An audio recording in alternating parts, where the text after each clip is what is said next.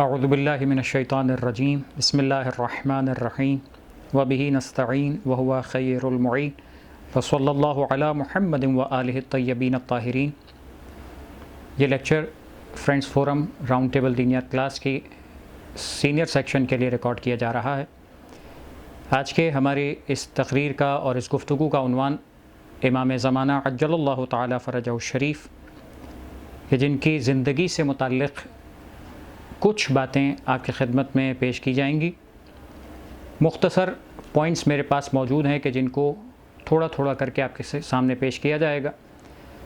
سب سے پہلے ہماری گفتگو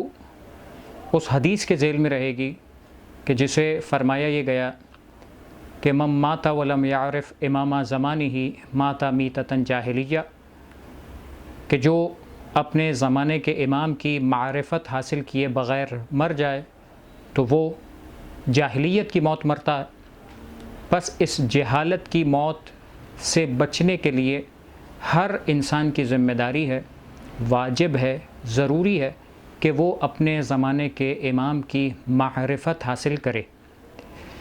یقیناً معرفت کے درجات ہیں، کم ترین معرفت بھی بیان کی گئی، زیادہ معرفت بھی درجات کے اعتبار سے بیان کی جاتی ہے، لیکن یہ بات ہمارے ذہنوں میں رہے کہ جو انسان جس سے جتنی محبت کرتا ہے، جتنا جسے پسند کرتا ہے، اتنی ہی اس کی معلومات اور اس سے متعلقات معلوم کرنے کی کوشش ضرور کرتا ہے، اسے پہچاننے کی کوشش ضرور کرتا ہے۔ آج آپ ایک موبائل بھی خرید کے لاتے ہیں اور بڑے مان سے، بڑے خواہش کے ساتھ، بڑی محبت سے ایک چیز خرید کے لاتے ہیں، تو آپ کو اسٹارٹ کے 2-3 دنوں کے اندر تو وقت ہی نہیں ہوتا کسی اور کام کے لیے، اس لیے کہ آپ اس نئی ڈیوائس کو سمجھنے میں، اس کو استعمال کرنے میں، اس کے فنکشنز کو دیکھنے میں اور اس سے لطف اندوز ہونے کے اندر، اس کو استعمال کرنے کے اندر ایسے مصروف نظر آتے ہیں کہ اس کی سب چیزیں میں آج ہی سیکھ لوں، سب چیزیں آج ہی دیکھ لوں، سارے فیچرز آج ہی استعمال کر لوں، اس لیے کہ آپ اس کے اوپر پیسہ خرچ کر کے لاتے ہیں، اس لیے کہ آپ کو وہ ڈیوائس پسند آ رہی ہوتی ہے۔ جب ایک انسان کسی دنیاوی نعمت کو پسند اور محبت کی نگاہ سے دیکھتا ہے تو اس کی معلومات اور اس کی تمام تر گہرائی کے اندر جانے کی کوشش کرتا ہے۔ بس ایسے ہی یہ ایک مثال فقط آپ کی خدمت میں پیش کی، وہ عقیدہ، وہ ایمان کہ جس ایمان کے بلبوتے پر نہ فقط ہمیں پوری زندگی دنیا کی گزارنی ہے اور آخرت کی ہمیشگی کی زندگی گزارنی ہے، جس عقیدے کی بنیاد پر تو ان ذوات مقدسہ کی پہچان و معرفت حاصل کرنا کیا ہمارے لیے ضروری نہیں ہے؟ کیا ہم اس پروردگار کی معرفت حاصل کرنے کے لیے کوشش نہیں کرنا چاہیے؟ کیا ہمیں اہل بیت کی اور رسول خدا صلی اللہ علیہ وآلہ وسلم کی معرفت حاصل کرنے کی اور ان کی پہچان کی کوشش نہیں کرنی چاہیے؟ ان کی زندگی کے پہلوؤں کو سیکھنے کی کوشش نہیں کرنی چاہیے؟ یقیناً۔ بس آج ہماری گفتگو کا عنوان زمانے کے امام عصر والزمان عجل اللہ تعالی فرجہ الشریف کے حوالے سے مختصر صرف تعارف کی حد تک کہ امام کی پیدائش 15 شعبان کی صبح امام دنیا میں تشریف لائے، 255، یہ بعض روایتوں میں 256 ہجری کا سن تھا، اس وقت مولا کی ولادت ہوئی۔ لیکن یہ بات ایک تفصیل کی حد تک، ایک چھوٹا سا واقعہ جو ذکر کیا جاتا ہے وہ میں آپ کی خدمت میں عرض کروں تاکہ بات بھی واضح ہو کہ امام زمانہ علیہ السلام کی والدہ جناب نرجس خاتون، کہ جو روم کی ملکہ تھیں، شہزادی تھیں، کیسے امام عسکری علیہ السلام کے پاس پہنچیں۔ شاید ہو سکتا ہے کہ بعض بچوں نے واقعات سنا بھی ہو، لیکن ایک خلاصہ آپ کی خدمت میں عرض کروں تاکہ اس سے ایک بات سمجھ میں آئے کہ جب جناب نرجس خاتون پروردگار عالم کے ارادے سے ایمان قبول کرنے کے بعد وہ سفر اختیار کرتی ہے تو سفر انتہائی کٹھن ہے، آسان نہیں ہے۔ قید ہو کر، کنیز بن کر، ظاہراً کنیز کی حالت میں، یعنی کنیزی کی حالت میں سفر کر کے اس مقام تک پہنچنا جہاں امام علیہ السلام موجود ہیں، یہ آسان نہیں تھا، لیکن یہ پروردگار کا ارادہ و مشیت بھی تھی اور جناب نرجس خاتون کی قربانیاں بھی تھیں کہ جب دل میں ایمان منور ہو جاتا ہے، جب دل میں عشق و محبت الہی آ جاتی ہے، جب دل میں حجت خدا اور معصوم امام کی محبت بس جاتی ہے، تو پھر انسان ساری مصیبتیں برداشت کرنے کے لیے تیار ہو جاتا ہے، پھر سب اس کے لیے آسان ہو جایا کرتا ہے۔ اور امام عسکری علیہ السلام کی زوجہ جناب نرجس خاتون امام زمانہ علیہ السلام کی جو والدہ قرار پائیں، کیسے امام کے پاس پہنچیں، تفصیل کے ساتھ واقعہ ذکر ہے کہ امام علی النقی علیہ السلام نے ایک شخص کو بلایا، کچھ پیسے دیے، بردہ فروشوں کو بازار بھیجا، اور تمام تر وہ نشانیاں بتائیں کہ یہ خط بھی ہے کہ جو رومی زبان میں مولا نے لکھا تھا، اور وہ خط دے کر، ایک تھیلی دے کر جس میں 220 اشرفیاں تھیں، دے کر بھیجا۔ وہ گیا، جا کر پورا دن ملاحظہ کیا، اس کنیز کے حالات دیکھ کر پہچانا، اور پھر اس کا سودا کر کے واپس لایا۔ عزیزان محترم، یہ ذہن میں رکھیے، پروردگار جب ارادہ کرتا ہے تو کیسے اپنے ارادے کو پایہ تکمیل تک پہنچاتا ہے۔ یاد رکھیے، جب بھی زندگی میں کوئی مشکل آئے تو یاد رکھیے، سوائے در اہل بیت کے، در رسول خدا کے اور در پروردگار کے، کہ یہ سارے کے سارے در پروردگار اور باب اللہ ہیں،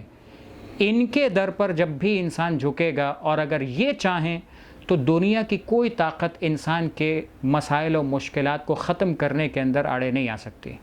اور اگر انسان دنیا کے دیگر تمام دروازوں کی طرف جاتا رہے اور یہ سمجھے کہ میری مشکلات وہاں ختم ہو جائیں گی اور مجھے آسودگی وہاں حاصل ہو جائے گی، تو یاد رکھے، اگر خدا نہیں چاہتا، اگر اہل بیت کے دل کو ناراض کیا ہے، اگر رسول خدا کے دل کو ناراض کیا ہے، تو یاد رکھے نہ دنیا میں فلاح پا سکتا ہے، نہ آخرت میں فلاح پا سکتا ہے۔ اور اسی لیے جب دعاؤں کی بات آتی ہے تو یہاں پر ایک جملہ روایات کے اندر ذکر ہوا کہ جب دعائیں مانگو تو تم ہر چھوٹی سے چھوٹی دعا کو بھی ہمارے سامنے پیش کرو، حتیٰ جوتے کا تسمہ، جس کو ہم لیس کہتے ہیں، کہ اگر یہ بھی تمہیں چاہیے ہو تو مانگو پروردگار سے، مانگو اہل بیت کے وسیلے سے، تاکہ تمہیں عطا کیا جائے، اس لیے کہ اگر یہ بھی خدا نہ چاہے تو تمہیں یہ بھی نہیں مل سکتا۔ بس یہ انسان کا ایمان ہونا چاہیے، یہ انسان کا عقیدہ ہونا چاہیے۔ جب پروردگار، رسول خدا اور اہل بیت پر ایسا ایمان اور عقیدہ رکھے گا، زندگی انسان کی آسانی کی طرف جائے گی۔ ولادت جب مولا کی ہوئی تھی تو وہ ولادت کے حالات ذکر کیے گئے کہ کیسے امام کی ولادت کو پوشیدہ طور پر رکھا گیا، اور اس پوشیدگی کے عالم میں امام کی ولادت ہوئی، اور صرف قریب کے لوگ تھے کہ جو جانتے تھے کہ امام پیدا ہو چکے ہیں، اور اس کے بعد چند ہی قریبی ساتھی تھے کہ جنہیں امام عسکری علیہ السلام نے اپنے اصحاب ہونے کے اعتبار سے، جیسے جناب احمد ابن اسحاق قمی امام کے پاس آئے، امام سے کچھ سوال کیا، امام نے لا کر وہ چھوٹا سا بچہ اس کے سامنے رکھا، یعنی زمانے کے امام کی زیارت کروائی، اور یہ جملہ فرمایا کہ اگر تمہاری جو قدر و منزلت ہے، اگر ہم نہ جانتے ہوتے، جو ہم نے دیکھا ہے کہ تمہاری قدر و منزلت ہے، مقام ہے، وہ جانتے ہیں اس لیے تمہیں یہ زیارت نصیب ہوئی، نہ جانتے، تمہاری وہ مقام اور منزلت نہ ہوتی تو ہم تمہیں یہ زیارت نہ کرواتے۔ بس امام دیگر لوگوں سے پوشیدہ ہیں، لیکن بعض لوگوں کے سامنے امام عسکری علیہ السلام نے تعارف بھی کروایا تاکہ لوگوں کے سامنے یہ عقیدہ ڈیولپڈ رہے کہ 12ویں امام دنیا میں آ بھی چکے ہیں اور گھر میں موجود بھی ہیں، اور جب امام عسکری علیہ السلام کی شہادت ہوئی تو یہ لوگوں کے ذہن میں رہے کہ 12ویں سرکار، 12ویں امام حجت موجود ہیں، اگر نظر نہ بھی آئے، امام سے ملاقات نہ بھی ہو سکے، تو یہ طے رہے کہ امام موجود ہیں، اور زمانے کا نظام اسی امام حجت کے وسیلے سے قائم رہے گا۔ اور جب وہ غیبت میں تشریف لے گئے اور جب ظہور فرمائیں گے تو وہ روایات کہ جو اللہ کے رسول سے چلتی چلی آ رہی تھیں، وہ تمام روایات موجود ہیں کہ جس کے اندر یہ ذکر فرمایا گیا کہ جب ہمارا آخری مہدی آئے گا تو آ کر دنیا کو عدل و انصاف سے پر کر دے گا، جیسے وہ ظلم و جور سے بھری ہوگی۔ یہ غیبت کا جب سلسلہ شروع ہوا، مختصر تعارف پیش کروں، غیبت 2 حصوں میں تقسیم ہوئی، غیبت صغریٰ بھی تھی، غیبت کبریٰ بھی تھی۔ صغریٰ یعنی چھوٹی غیبت، وہ کہ جس کے اندر بنیادی طور پر 2-3 باتیں آپ کے سامنے اگر یہ واضح رہیں تو آپ کبھی بھی کسی سوال کے جواب میں کنفیوز نہیں ہوں گے۔ غیبت صغریٰ کیا ہے؟ غیبت صغریٰ ایک تو یہ کہ چھوٹی، یعنی ٹائم فریم کم تھا اس لیے صغریٰ کہا گیا۔ دوسرا، غیبت صغریٰ وہ تھی کہ جس کے اندر امام کے خاص نائبین موجود تھے، جن کو نواب اربعہ کہا جاتا ہے، یعنی 4 نائبین خاص، عثمان ابن سعید عمری، محمد ابن عثمان عمری، حسین ابن روح نوبختی اور علی ابن محمد سمری، یہ 4 نائبین تھے جو ایک کے بعد ایک امام کی نیابت کا ذمہ ادا کرتے رہے، اور اس ذمہ داری کے اعتبار سے یعنی لوگ ان سے تعلق رکھتے تھے، یہ امام تک خطوط پہنچاتے تھے، اور اسی طریقے سے نظام ہدایت رہا تقریباً 328 یا 29 ہجری تک یہ سلسلہ جاری رہا۔ اس سلسلے کے مکمل ہونے کے بعد اب امام علیہ السلام نے اپنے آخری نائب کو خط لکھ کر اطلاع دے دی کہ اب جو غیبت کا سلسلہ شروع ہو رہا، یہ غیبت وہ ہے کہ جو غیبت کبریٰ ہے، بڑی غیبت۔ اب اس کے اندر کوئی نائب خاص نہیں ہوگا، بلکہ یہ نیابت عمومی کا دور ہے۔ اس میں لوگوں کی ذمہ داریاں کیا ہیں؟ اگر میں بہت خلاصے کے طور پر پیش کروں تو امام کے بیان کردہ الفاظ اور جو امام عسکری علیہ السلام نے تو تعلیم فرمایا تھا، ان تمام باتوں کا خلاصہ یہ تھا کہ اس غیبت کے دور میں انسان کی ذمہ داری یہ ہے کہ وہ ان علماء کی پیروی کرے کہ جن علماء کی صفات مولا نے ذکر فرمائی، اور ساتھ ہی توجہ رکھیے گا جہاں پر یہ صفات کا تذکرہ کیا وہیں پر یہ جملہ مولا نے اگلا ارشاد فرما دیا کہ یاد رکھو یہ صفات، اچھا ان صفات کے اندر علم تو بنیادی چیز ہے، علم کے علاوہ صفات کا تذکرہ کیا گیا، حافظاً لدینہ، جو اپنے دین کی حفاظت کرنے والا ہو، مخالفاً لہوا ہو، اپنی خواہشات نفس کا مخالف ہو، مطیعاً لامر مولا ہو، اپنے مولا کی حکم کا اطاعت گزار ہو، یہ تمام صفات موجود ہوں۔ اس کے اندر علم کا تذکرہ نہیں، علم تو ہو، اس کے بعد وہ راویان حدیث کی طرف رجوع کریں۔ یعنی پھر امام نے جملہ ارشاد فرمایا کہ دیکھو علم رکھنے والے یہ صفات کے حامل بھی فقہا ہوں گے، اور ایسے بھی ہوں گے کہ جو فقہا تو ہو سکتے ہیں، جو علماء تو ہو سکتے ہیں، لیکن یہ صفات کے حامل نہیں ہوں گے۔ امام نے فرمایا جو ان صفات کے حامل ہوں ان کی پیروی کرنا اور ان کی تقلید کرنا تمہاری ذمہ داری ہے۔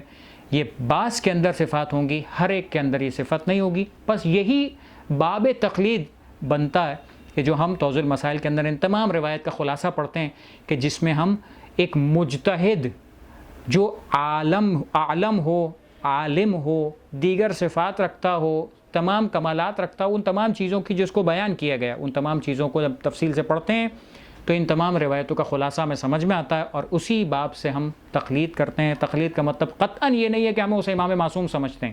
تقلید کا مطلب یہ ہے کہ ہم احکام الہی کو سمجھنے کے لیے اس کی فہم پر بھروسہ کرتے ہیں، اس لیے کہ امام نے ان کی فہم کو انڈورس کیا ہے۔ بات کو آگے بڑھاتے ہوئے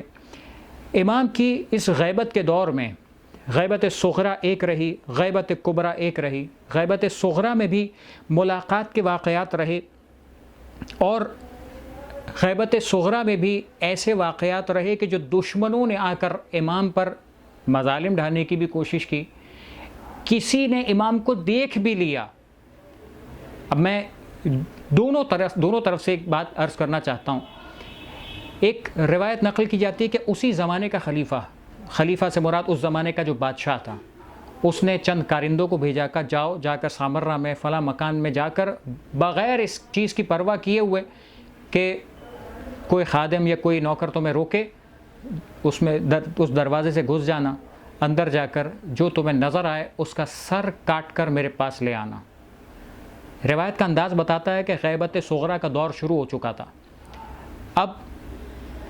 لوگ آئے، یہ 3 افراد تھے، آئے امام کے گھر میں گھسے۔ امام کے گھر میں داخل ہونے کے بعد کوئی نظر نہیں آیا، سرداب میں داخل ہوئے۔ سرداب میں جانے کے بعد دیکھا کہ ایک شخص مصلی پر عبادت کر رہا۔ غالباً اندازہ یہ تھا کہ یہی وہ شخص ہے کہ جس کو قتل کرنے کا حکم دیا گیا، لیکن دیکھا کہ اس سرداب سے اس مقام تک کے درمیان ایک بے پناہ پانی ہے، یعنی جیسے سمندر کا پانی ہو، کہ ہمارے لیے جانے میں رکاوٹ بن رہا تھا۔ کہ ایک شخص نے کوشش کی، ڈبکی لگائی، پانی میں گیا اور ڈوبنے لگا، ہم نے ہاتھ دے کر اسے بچایا، دوسرے نے کوشش کی، ہاتھ دے کر بچایا، کہ عجیب حالت تھی۔ تیسرے نے ہمت نہیں کی، بلکہ یہ جملہ کہا کہ ہم شرمندہ ہیں، خدا سے توبہ کرتے ہیں کہ ہم یہ کام نہیں کریں گے جو ہمیں حکم دیا گیا۔ واپس آ گئے، حاکم کو جا کر بتایا، اور حاکم نے اس بات کو پوشیدہ کر دیا کہ اس بات کا تذکرہ کسی کے سامنے مت کرنا۔ یہ وہ لوگ تھے کہ جو امام کے دشمن تھے، دیکھا انہوں نے بھی، لیکن یہ بات یاد رکھیے گا، جو شخص بھی امام کو دیکھ رہا ہے ضروری نہیں ہے کہ با ایمان ہو۔ جملہ میں نے جو کہا، اب دوسرے رخ سے دیکھیے، ہم زمانے کے امام کو پکاریں غیبت کے دور میں۔ غیبت کبریٰ کا دور وہ ہے کہ جہاں امام کی ڈائریکٹ کسی سے ملاقات نہیں ہے اور ہو بھی نہیں سکتی۔ بس ہو بھی نہیں سکتی کا مطلب ہم چاہیں تو نہیں ہو سکتی، امام چاہیں تو ہو سکتی ہے۔ امام جسے چاہیں اپنا تعارف کروا دیں، امام جسے چاہیں اس سے ملاقات کر لیں۔ امام حجت خدا ہیں، لیکن عام انسان کے لیے اپنے اعتبار سے ممکن نہیں ہے۔ بس جب امام زمانہ علیہ السلام سے ملاقات کے جو واقعات ذکر کیے جاتے ہیں، ایک بات ذہن میں رکھنی چاہیے کہ ہر واقعے میں ایسا نہیں ہے کہ جو جس سے ملاقات کر رہا ہے اور جس ذریعے سے مسئلہ حل ہو رہا ہے اسے کہہ دے کہ وہ امام زمان علیہ السلام سے ملاقات کر چکا ہے۔ یہ کوتاہ فکری بھی ہے، انسان کے ذہن کو بہت چھوٹے پیمانے پہ نہیں، انسان کی کم فکری بھی ہے اور چھوٹا ذہن ہونے کی علامت ہے۔ انسان کیسے کہہ سکتا ہے کہ جس سے ملاقات کی وہ امام زمان علیہ السلام تھے؟ اگر امام نے اپنا لطف کیا اور کسی کا مسئلہ حل کر دیا، اس کا مطلب یہ نہیں ہے کہ امام خود آ کر حل کریں۔ ہو سکتا ہے امام نے کسی خادم کو بھیج دیا ہو، کسی مومن کو کہہ دیا، کسی اپنے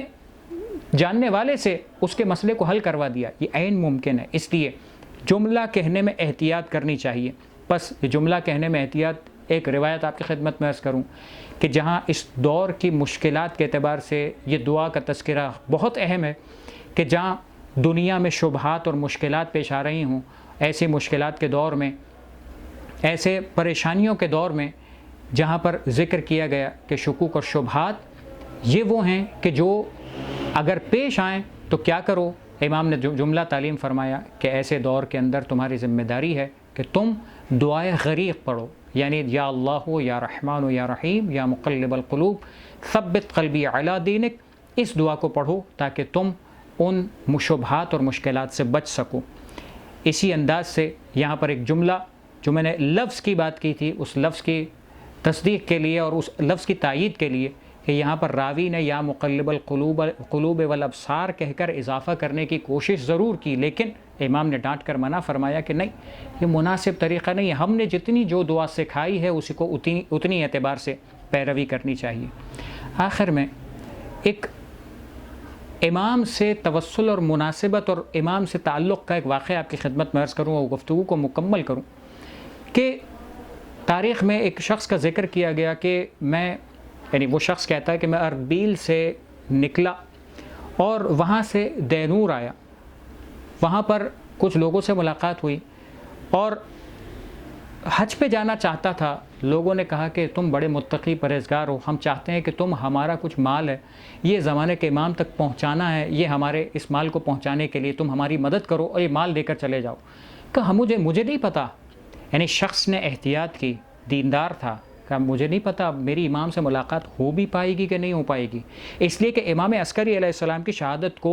1 یا 2 سال گزر چکے تھے، غیبت صغریٰ کا دور شروع ہو چکا تھا۔ کہ مجھے نہیں پتا کہ امام کے نائب سے ملاقات ہو بھی پائے گی یا نہیں ہو پائے گی، امام سے ملاقات ہو پائے گی نہیں ہو پائے گی۔ ایک مرتبہ لوگوں نے مجبور کیا، وہ چلا، راستے میں کسی اور سے ملاقات ہوئی، اس نے کچھ مال دے دیا، اس کا مال لیا، چلا، ایک مرتبہ بغداد پہنچا، اور بغداد پہنچنے کے بعد اب تاریخ ذکر کرتی ہے کہ جب بغداد آنے کے بعد اس نے معلوم کیا کہ کون ہے کہ جو زمانے کے امام کا نائب ہے، کون ہے کہ جو امام زمانہ علیہ السلام کی طرف سے ان کا وکیل اور ان کا نمائندہ۔ تاریخ کہتی ہے کہ اسے ایک نام نہیں ملا،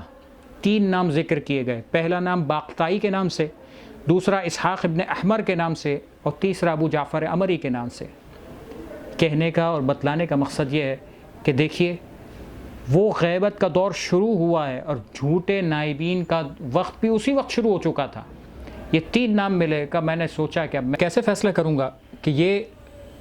کس شخصیت کے پاس اصل سفارت ہے، اصل نیابت ہے، اور اس کے پاس جا کر میں امام کا دیا ہوا یہ مال، یہ امام تک پہنچانے والا مال پہنچاؤں۔ بس وہ پہلے باقتائی کے گھر پر گیا اور اس کے گھر کو دیکھا تو بڑا عالی شان تھا، استبل میں بڑے گھوڑے تھے، اور ایک مرتبہ قریب جا کر جب اس نے احوال کو معلوم کرنا چاہا تو جب اپنے مال کا تذکرہ کیا اس نے کہا کہ ٹھیک ہے مال مجھے دے دو. کہا نہیں ایسے نہیں, مجھے پہلے اپنے نیابت کی کوئی دلیل دو. کہا نہیں پھر کل آنا. اور اسی طرح سے 3 دن تک جاتا رہا. مختصر یہ کہ پھر دوسرے شخص اسحاق احمر کے پاس گیا, اسی طرح سے اس نے بھی 3 دن تک انتظار کروایا, اور پھر نتیجہ یہ نکلا کہ وہاں سے بھی کوئی دلیل نہیں ملی. لیکن دونوں کی صورتحال کے اندر ایک بات لکھی گئی کہ دونوں اپنے عالیشان گھر اور اپنے بڑے پیسے اور دولت کے ساتھ تھے, کہ جو امام کا نام لے کر ان کی سفارت کا دعویٰ کر کے لوگوں سے مال بٹور رہے تھے. بس جب تیسری شخصیت کے پاس گئے تو وہ اصل میں امام کے نائب تھے, ابو جعفر عمری. دیکھا کہ وہ بڑے عمر رسیدہ انسان تھے, نہایت چھوٹا گھر اور مختصر سی زندگی گزارنے کا سامان. بس اسی انداز سے جب ان سے ملاقات ہوئی پھر انہوں نے امام کے اس سفارت کی دلیل بھی دی, اور اس دلیل سے مطمئن ہونے کے بعد امام کا پیغام بھی پہنچایا. اور جب امام کا پیغام پہنچایا تب وہ امام کے حکم سے, یعنی امام نے حکم فرمایا تھا کہ یہ مال یہ شخص تمہیں جس کو کہے وہاں جا کر دے دینا.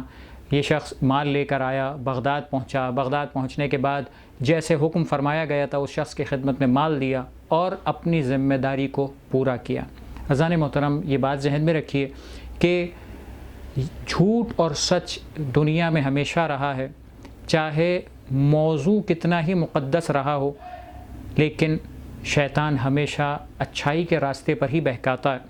بس انسان کو اپنے ایمان کے اندر اور ایسے معاملات کے اندر بہت زیادہ کانشیس ہونا چاہیے کہ اگر کوئی کام دینی حوالے سے کر رہا ہے تو پہلے اپنا فریضہ معلوم کرے کہ میری شرعی ذمہ داری پروردگار نے کیا رکھی ہے, اہل بیت نے کس چیز کو پسند کیا, اور جس چیز کو اہل بیت نے پسند کیا چاہے میرے لیے مشکل ہو یا آسان اس کو انجام دینے کی بھرپور کوشش کرنی چاہیے. اور اسی کے ساتھ ساتھ آخری جملہ کہ یہ دور وہ ہے کہ جس میں ہمارے لیے بہترین عبادت قرار دیا گیا کہ افضل العبادت انتظار الفرج, کہ زمانے کے امام کا انتظار کرنا یہ تمہارے لیے سب سے بہترین عبادت ہے. بس ہمیں زمانے کے امام اور ان کی آنے والی حکومت کا انتظار بھی کرنا چاہیے اور ان سے متوسل بھی رہنا چاہیے, کہ یہ ذہن میں رہے کہ امام اپنے ان خطوط کے اندر جو امام نے اپنے نائبین اور علماء کی خدمت میں بھیجے تھے ان میں یہ جملے ارشاد فرمائے تھے کہ ہم تمہارے حالات سے واقف بھی ہیں, تمہاری سرپرستی بھی کرتے ہیں, اور تمہارے حالات سے بے خبر نہیں ہیں, بلکہ ہم تمہاری سرپرستی کرتے ہیں. جب امام ہماری سرپرستی کرتے ہیں ہم امام کے کتنے زیادہ قریب ہونے چاہیے, ہمیں کتنا زیادہ امام سے اپنے آپ کو متعلق رکھنا چاہیے. یقیناً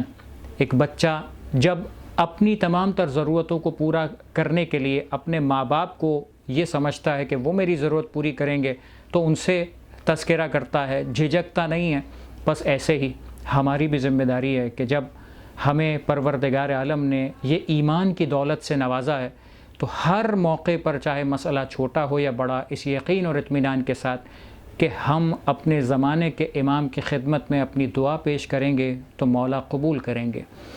یہ قبولیت مل جاتی ہے اگر پروردگار اور اہل بیت کی مصلحت ہو, لیکن بعض مواقع ایسے بھی آتے ہیں جہاں وہ چیز ہماری مصلحت میں نہیں ہوتی اور وہ دعا قبول نہ ہو تو ہمیں مایوس نہیں ہونا چاہیے, بلکہ اہل بیت کی خدمت میں اپنے آپ کو مکمل طور پر سرنڈر کرنا چاہیے. اس دعا کے ساتھ کہ پروردگار عالم ہمیں دین اہل بیت کو سیکھنے, سمجھنے, اس پر عمل کرنے کی توفیق عطا فرمائے, اور خاص طور پر زمانے کے امام کی محبت کو ہمارے دلوں میں پروان چڑھا کر بہترین عشق اور محبت کی منزلوں تک پہنچا دے. اسی پر ہمیں موت عطا فرما اور اسی کے ساتھ قیامت میں محشور فرما. آخر میں ایک سورہ فاتحہ کی التماس ہے, خاص طور پر محترم استاد غلام علی پنجوانی اور تمام ارواح مومنین و مومنات کو شامل کرتے ہوئے. بسم اللہ الرحمن الرحیم, الحمدللہ رب العالمین, الرحمن الرحیم, مالک یوم الدین, ایاک نعبد و ایاک نستعین, اہدنا الصراط المستقیم, صراط الذین انعمت علیہم غیر المغضوب علیہم ولا الضالین. بسم اللہ الرحمن الرحیم, قل هو اللہ احد اللہ الصمد لم یلد ولم یولد ولم یکن له کفوا احد. اللہم صل علی محمد و آل محمد.